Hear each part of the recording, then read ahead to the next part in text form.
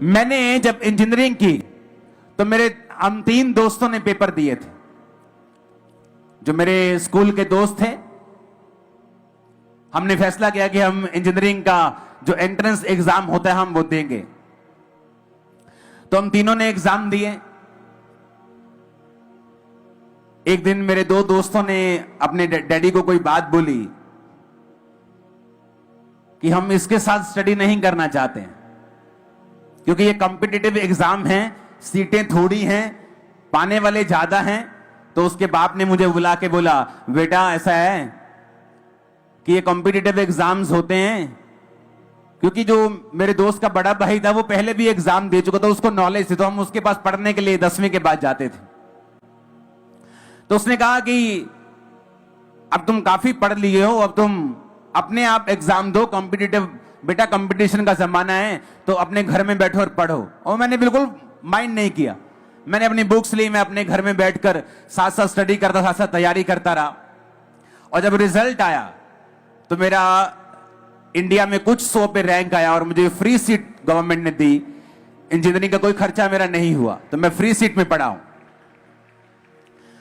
और वहां पर जब मैं अपने कॉलेज में गया तो वहां 1-1 लाख रुपए दे के स्टूडेंट आए हुए थे। मैंने कहा तुम 1 लाख रुपए दे, वहां 2000 में 1 लाख बहुत बड़ी अमाउंट होती थी।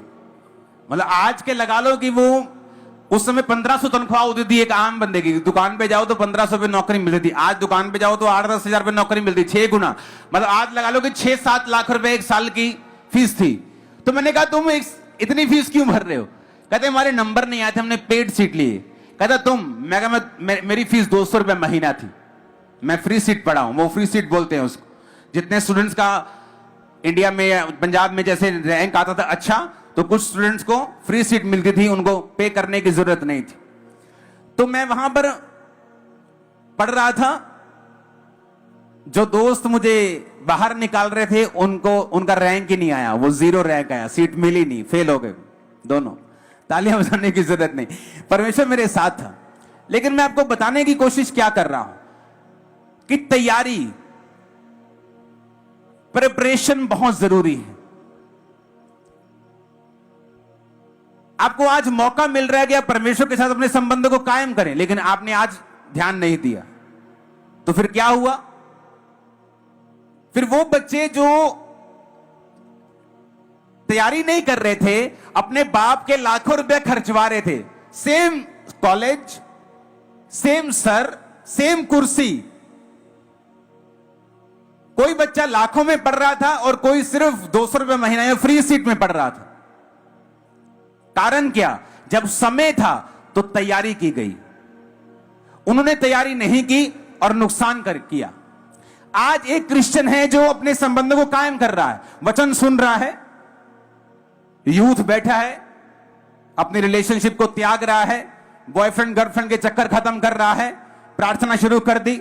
एक है लेकिन सुन तो रहा है, लेकिन अभी भी उसी चक्कर में फंसा हुआ है। टाइम आएगा, क्योंकि अकाल आएगा, ये वचन कहता है। धर्मी भी उसी अकाल में होगा, पापी भी उसी अकाल में होगा। जब कोविड आया तो क्या ऐसा हुआ कि धर्मी दूसरे मंगल ग्रह पे चले गए और पृथ्वी वालों पे कोविड आया? ऐसा हुआ क्या? धर्मी कहां थे जब कोविड आया? बोलो, यही थे कि नहीं थे? लेकिन लोगों पे हमने ले हैंड भी किया, आधा घंटा कोविड वाले लोगों की काउंसलिंग की, तब जब वैक्सीनेशन नहीं निकली थी। ऑनलाइन हुए, लोगों को राशन बांटा। उस समय क्यों? अकाल आ चुका था, हमारी तैयारी शुरू से थी।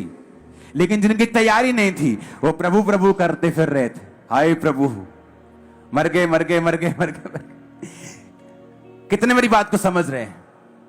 एक समय है आज जब आपको पर्सनल रिलेशनशिप प्रभु के साथ बनाना है। इसलिए नहीं मम्मी आ रही है, डैडी आ रहा है, परिवार आ रहा है तो मैं भी जा रहा हूं, आज चर्च जाना है, आज मैं बैठा हूं कि मेरा परिवार सारा आया है, मुझे बैठना पड़ेगा।